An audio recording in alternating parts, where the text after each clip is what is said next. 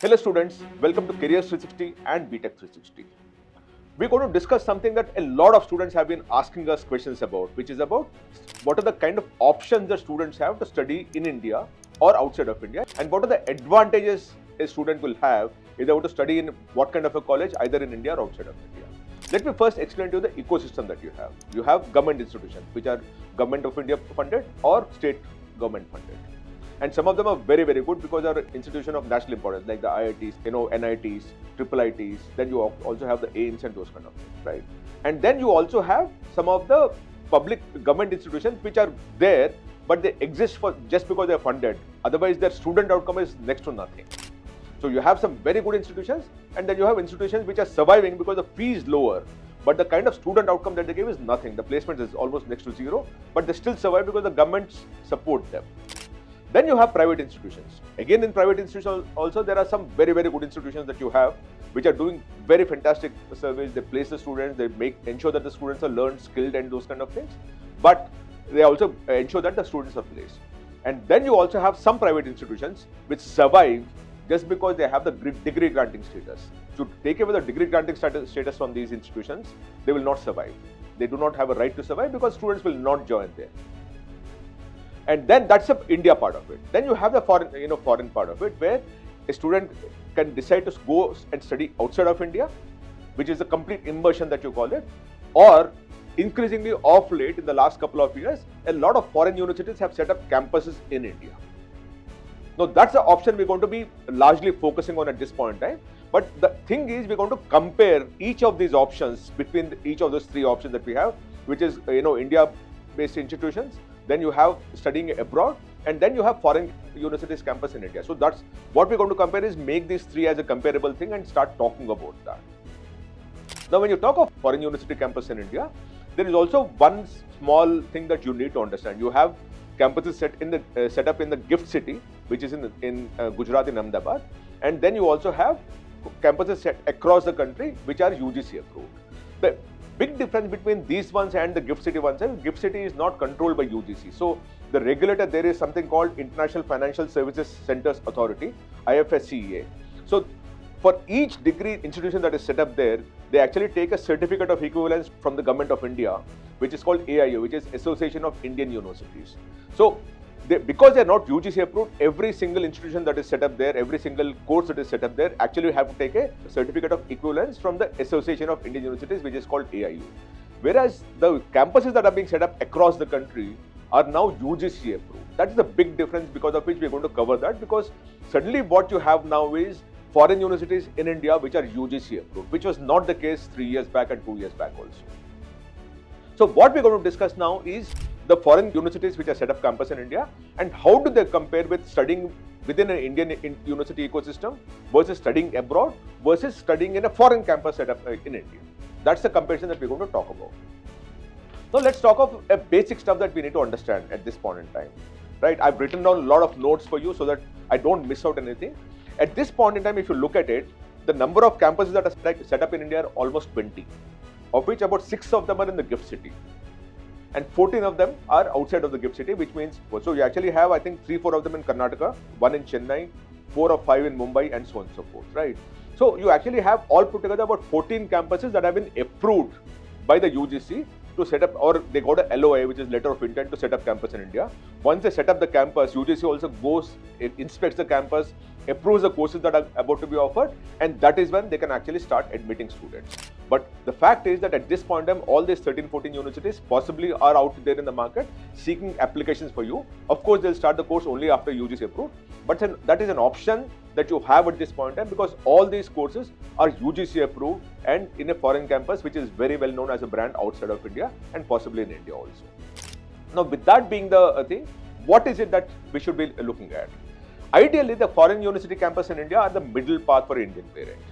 The cost is controlled, the fee is equivalent to what you would pay in the high fee charging universities that you have in India, and while you're giving a degree which is possibly international mobility.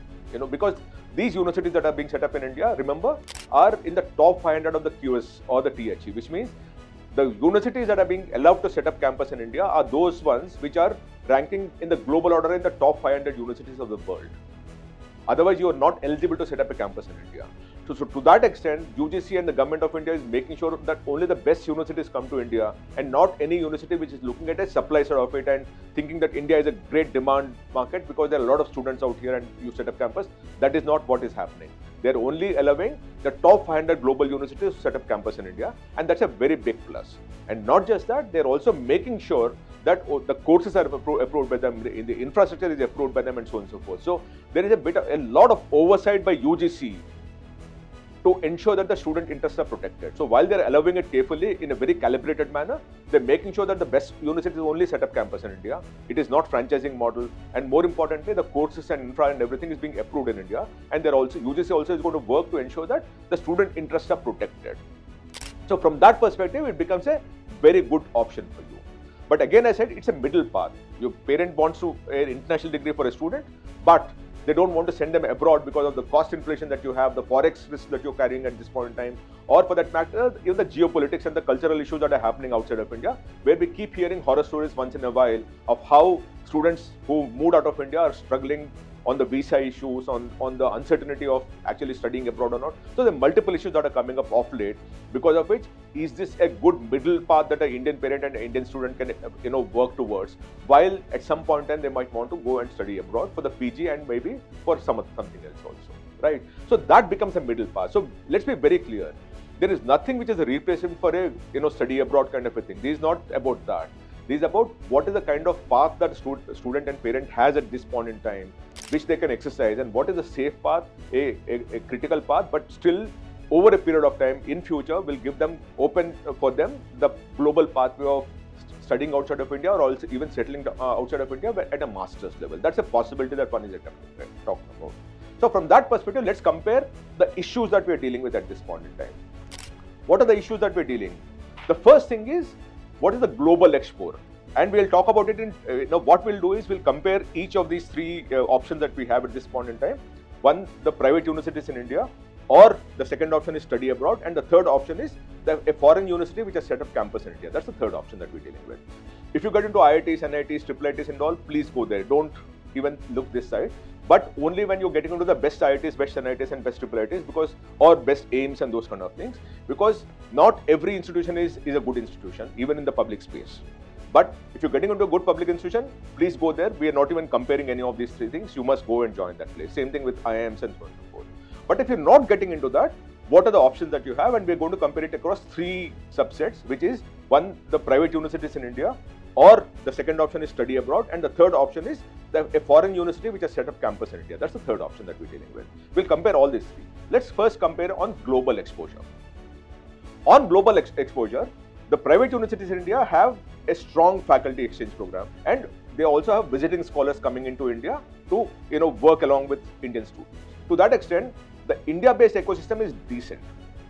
If you're joining a good university, like say in Ashoka or a Plaksha or a Flame or a Kriya, or you come down to the other level also, quite a few universities, Ahmedabad University, CEPT University, PTE University, Nirma University, MIT University, you have quite a few universities out here, UPES and there are them. These people really work hard on ensuring that there's a global faculty exchange, global student exchange, and they also have foreign scholars coming to India to study along with these people. That's a decent option for you. When you talk of global exposure, the topic here is global exposure. There is nothing which is replaceable to actually studying abroad in a good university. Remember this part of it, that we are talking of global exposure only when you study in a good university. There are a lot of global universities where students go out to study outside of India into a foreign university. But when they land up there, they only end up finding only Indian students even in that foreign university. So we're not talking of those kind of things where agents mislead children to get into universities which are outside of India, but essentially created only for Indian students, where there is no learning, there is no skill. All they do is they exploit the demand from India of wanting to study abroad, and partner with some unknown university out there to take students out there. Be very, very careful and wary about these things, because a lot of agents are mis-selling, misleading, and taking students to bad universities which are outside of India. So you must be very careful about that. So the second part of it is, if you get into a good university outside of India, it's the best thing, because you're wanting global exposure, and there is complete global exposure because it's complete immersion, as we call it. It's the highest level of immersion that you have because you live and study outside of India. The third option is foreign campus in India. In this particular case, you actually have partial global exposure because you're exposed to a foreign faculty possibly in India, because many of these foreign universities are also bringing their own faculty from outside, while they're also recruiting good faculty from within India, right? And most importantly, the curriculum is international, because one of the things that Government of India has said is that you must only give that course curriculum which is being taught outside of India, which means that the course cannot be any different from what is being taught outside of India in the parent campus. So to that extent, you actually have the latest curriculum and international curriculum and international brand. In the sense that when you talk of Liverpool, Aberdeen, or any of these kind of universities, they've been there for 200, 300, 400 years. So wherever you go, when you say you're a graduate from Liverpool, it works, because that university has been there and globally it is well known. And some of these universities are best ranked. You take Southampton or UNW, there are 20th, 30th, 40th, 50th ranked universities around the globe. So it always works for you. So to that extent, the foreign campus in India is somewhere in between, because it's partial global exposure, but they've got international curriculum, international faculty to a certain extent, but the lived experience is India-based, because the students that are studying in this foreign campus in India is India-based students. So that is the part of it that you're missing out in that sense. So that's the first part of it as far as global exposure is concerned. Then you have international mobility. In international mobility, if you study in a private university in India, it's usually through exchange program. Semester exchange program is what you do. Nothing more than that you can do. Study abroad, of course, if you're studying abroad, it's complete, because you're studying outside of India, so there is nothing called international mobility. You're already mobile, and it is done in the decision itself when you want to say, I want to study outside of India. Now, when you talk of foreign campus in India, it is moderate, because it can be a launch pad, but not always the same as spending 3 to 4 years overseas. But having said that, the degree gives you an international mobility, because the degree is known all over the world. So to that extent, when you want to do post-graduation or you want to work abroad, the degree that you get of a foreign university which has set up campus in India is well known, because the university is well known, and to that extent, it will come in handy as far as you're concerned. You don't need to introduce which university in India you studied in, because that name, the brand of the university is very well known. So that's the second part of it. The third thing is curriculum and pedagogy. Now, the curriculum and pedagogy as far as private universities in India is concerned, it's usually more flexible than traditional Indian, in the sense because most liberal universities, by the way, are very, very flexible. So some of the universities names I've taken earlier the curriculum is extremely flexible, and to that extent, there is also interdisciplinarity about the whole thing, and it's largely discussion based. So you actually have a decent curriculum going as far as private universities in India is concerned, especially the liberal universities that have been set up in the last 15, 20, 30 years. Right. Now, study abroad, of course, it's the strongest in that sense, because you're studying abroad. So obviously the best curriculum is out there with you, and it's flexible, it's project work, it's labs, it's writing, and its academic choices are also very, very flexible. But when you come to a foreign university campus set up in India, it's often modern and industry linked. It's modern because it's current in that sense, because it's the same curriculum that's taught outside which is being brought into India. So the learning of and the corrections and the everything that is changed there would also reflect in what is being taught in India. But many Indian campuses are currently narrow in program range, because we're only starting 4, 5, 7, 8 programs. The interdisciplinary learning might be missing in that sense. But having said that, it's a foreign campus curriculum that's coming to India, so to that extent it is very fresh and extremely up to date and real. That's the cost part of it. There's a big difference here. If you look at the private liberal universities in India, they're of late extremely expensive also. Mind you, for example, you take an Ashoka, the cost would be close to 12 lakh rupees per annum, which means if you're doing a 3 or 4 year program, you're dealing with a 40 lakh to 50 lakh kind of a cost. Now, when you want to study abroad these days, because of the forex thing also, in the last 1 year, the forex has gone up by 15%. So even the increase in cost is dramatically high. UK has now imposed a 6% tax on top of that. So you're dealing with about 20-25% increase in cost also. So a foreign university, you want to study outside of India, it is nothing less than a 2 crore rupees kind of a thing if you want to study in a good university outside of India, mind you.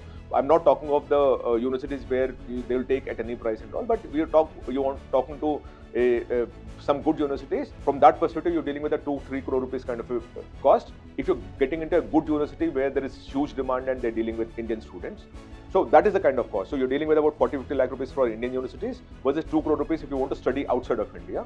And if you want to study in a foreign university campus set up in India, that is competing with an Indian university, liberal university, which is charging high fees, which is about 35, 40, 50 lakh rupees kind of a thing. By the way, these foreign campuses in India currently are offering very attractive scholarships. So to that extent, I suspect that if you were to pick up the high cost Indian universities and compare it with them, the foreign campus in India might be slightly lesser priced as compared to those ones also. So to that extent, you actually have a very good cost advantage if you were to study in a foreign university campus in India. Now the forex risk. Of course, when you're studying in an Indian university, there is no forex risk at all. When you're studying abroad, it's a massive forex risk at this point in time, because what was 75-80 rupees per dollar is now 95 rupees per dollar, and you don't know where it will go. So to that extent, you are actually taking the risk on yourself of how the forex will move. Even a pound has moved dramatically over the last 1 year, 1.5 years. So you carry a massive forex risk at this point in time. The cost that you estimate would change dramatically depending on how the foreign exchange, the rupee dollar thing changes, and that's a risk that you carry on yourself. A lot of parents and a lot of students I know for the last 2-3 years are suffering and struggling to keep pace with EMI payment because the forex thing has shot out of the roof. So be very careful about this part of it.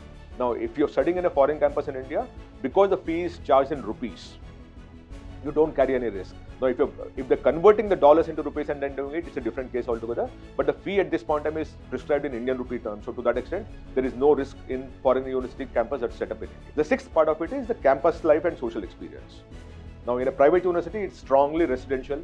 So you actually have peer-to-peer learning, teamwork and all those things work very, very well. Communities are possible, because you are actually studying in a college where it's also a hostel is also attached to it. So there is a strong residential community that's possible. And Indian peer group with strong international flavor, because some of these universities also get a lot of students from outside of India also coming in and studying, maybe a 5%, 10%, but they're still there. So that makes it international peer group also is possible.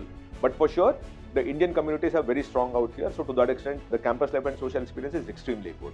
Now, when you're wanting to study abroad, when you go out of India and study, of course, it's deepest exposure because it's multicultural. You have a lot of independence, and personal transformation would also be fantastic if you move out of India. But again, I repeat, the caveat being you get into the best university possible and not a university that's been created only to exploit the Indian demand to study outside of India. When you deal with foreign university campus in India, it is still evolving because many of these universities don't have a hostel attached to the whole thing. So to that extent, a lot of you would be staying as day scholars. So to that extent, there is no community that's built up. And foreign campus is smaller and may not yet offer the full classic campus connect that you would otherwise have, because they're all set up not as in a campus but otherwise. So to that extent, you will be limited in terms of the campus life and social experience that you will have. The seventh thing is the parent comfort. What is the parent comfort and safety perception that you would have? Of course, if you're studying in an Indian university, it is very safe and extremely good. The only caveat being of late, I've been hearing a lot of complaints about some of these universities having some bad habits being formed at the campus itself. So one should be very careful about it, because some of the campuses are being notorious for the bad ways and bad practices being followed by the students. So that you must be very careful about. But Indian university, if you're studying in an Indian university, it is very safe, it is very protected, and you're completely safe in terms of being a parent, you're comfortable, and the safety perception is also very, very high. Now, when you wanting to study abroad, it is lower now for some families because of the visa uncertainty, because increasingly the visa uncertainty is very, very high. I know a lot of students have not come back to India because of the visa uncertainty, because they finished the graduation, they could not stay. And the work visa permits, there are limitations about it in many countries. And then you have geopolitics happening, you have cultural issues that are coming up increasingly. Work rights anxiety is very, very deep. And the safety concerns are slightly higher at this point in time, which was not the case 2-3 years back, mind you. But at this point in time, there are too many question marks on students wanting to go out and study abroad, unless, of course, you're studying in some of the best universities like Harvard, Oxford, UCL, Cambridge, and Yale, and those kind of things, Ivy League universities.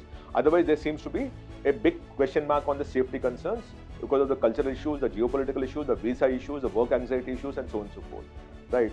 Now, when you study in a foreign campus in India, it is very high comfort because the international brand, you're not sending the child far away, but you're getting an international degree in your hand in India. So to that extent, it is very safe, and the parent comfort is extremely high. Recognition. This is a very, very important thing. I keep telling people that recognition is extremely important. So the private universities in India, of course, recognized in India, it's UGC approved, so you're very, very safe. No questions asked, no conflict, no issues about it. Now, when you study in a foreign university outside of India, study abroad, then some of these universities might not be recognized in India. So to that extent, you would have a foreign university degree, but if it's not a great university, the certificate of equivalence would not be there from the Association of Indian Universities. So to that extent, when you come back with a degree in your hand also, it might not be acknowledged as a valid qualification. Having said that, increasingly, skills are being more asked for than a degree or a qualification. But having said that, you must be very cautious of the fact that some of the foreign universities that you're studying outside of India might not have a certificate of equivalence. So to that extent, you might not be eligible to apply for certain things if they were to ask a graduate, postgraduate kind of a qualification. Now, the foreign campus in India, I told you, anything other than GIFT City, it's UGC approved. Otherwise, you can't even set up a campus in India. So to that extent, it's completely clean and it's UGC approved. We've given you a list of all the 19 universities. Please go through that and you'll exactly know what are approved and what are not approved. So go for any foreign university which has set up campus in India, which is UGC approved. You're completely safe and the recognition and regulation is complete. And what happens when you actually have a regulation is that everything is tied into the oversight that the regulator does, which means that they will ensure that the student rights are protected, they will ensure that the qualification is valid, they will ensure that the syllabus, the curriculum, the pedagogy, everything is clean, they'll ensure that the infrastructure is good enough to be called a university. So all those things will also happen at some level. Then the career outcomes. The career outcomes for Indian universities are the best because they always talk of the placement outcomes and all. And to that extent, they've already set up a system where companies come in and recruit, companies come and take internships and those kind of things. There are enough complaints about some universities in GIFT City where there is no internship also possible at this point in time. But the Indian universities have set up a system where placements, internships are all taken care of. So to that extent, you're the best as far as Indian university is concerned. When you go abroad, best if the student wants overseas work only, but by the way, it is not as easy as what you find in India. So be very careful because increasingly the complaint that we do get is that the foreign companies are reluctant to recruit students from which are not the citizens of that country because they don't want to go through the complications of visa, getting a visa secured and those kind of things. So that is becoming a problem of late because of the visa issues and the complexity of the visa issues that are coming up. But earlier 3-5 years back that was not the problem, but increasingly it's coming up. So you must be cautious of that. Now, as far as the foreign campus in India is concerned, it's useful if students want international curriculum with India market access. So you're getting a foreign degree, but you are getting a market access for India also. But placement ecosystems are still developing because they are very, very fresh, very new. No new batches come out, remember that. So they will evolve as they move along. I am told, many of these universities have spoken to me personally also and said that they're working on it to ensure that those foreign companies which setting up branches in India would recruit from the same universities from where they originated. So there are possibilities that are emerging or evolving as we speak. But at this point in time, it is not complete. It is not stitched in or tied in together. But because many of these foreign campuses in India are also having a large intake from Indian students when they go abroad also, they'll be much more careful in ensuring that the student outcomes are delivered. But at this point in time, it is uncertain. They're still evolving is all else here. And what is the best fit for the student? That's the last thing that I will end with. It is, for the private universities in India, it is the best fit for a student who wants breadth, flexibility and a high quality Indian experience. Breadth, flexibility and high quality Indian experience. When you talk of study abroad, it is best for a student who truly wants migration, independence, global labor market exposure and can bear volatility in terms of forex, in terms of cost, in any kind of thing. And the career pathway is also slightly, it's not linear in that sense. So you should be prepared for some kind of a jolts as you move along while you keep evolving in terms of your jobs and visa and work related things and those kind of things are concerned. If you study in a foreign campus in India, the student who wants international degree experience at lower risk and lower cost than going abroad. That's what we're talking about. That's a middle path that we always talked of. For that, this is the best fit for it. That you want an international degree, you want a global pathway at some point in time, you want a lower cost at this point in time. For that, it always works. So the simple message that I'll give you is fivefold, right?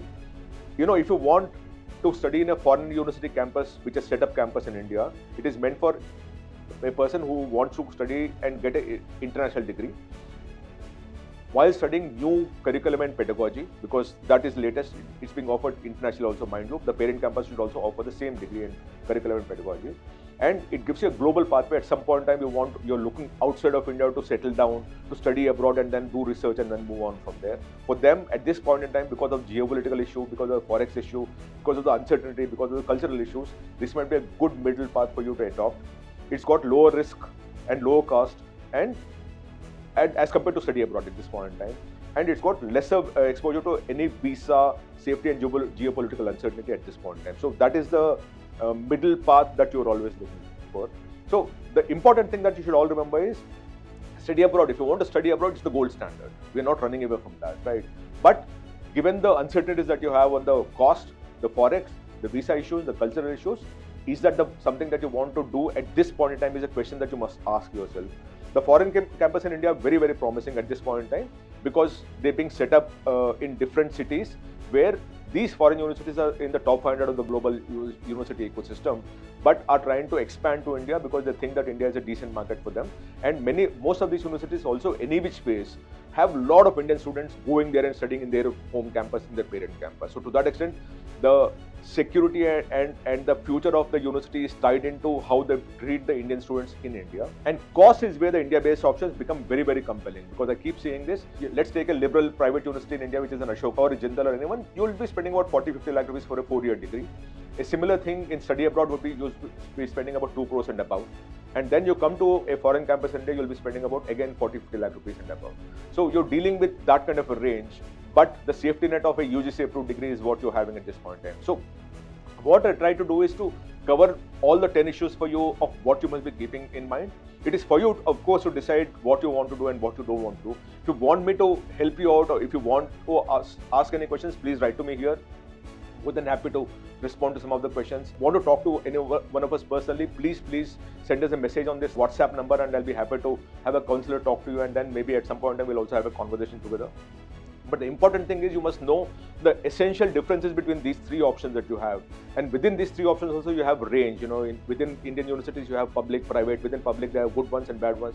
Within private you have good ones and bad ones. Then you have the study abroad where you have good ones and bad ones. And a lot of 80-85% students are going for bad universities outside of India, mind you. Because if you're getting into the best university, no questions asked, you must go there. If you're getting into the best public institutions, no questions, you must go there. And then the third option that you have, which is the foreign campus setting up in India, which is evolving as a market, but very cost effective, a foreign brand who has a reputation to protect, which is setting up campus in India. It is for you to make that choice. I hope this helps you. Thank you so much, Namaste.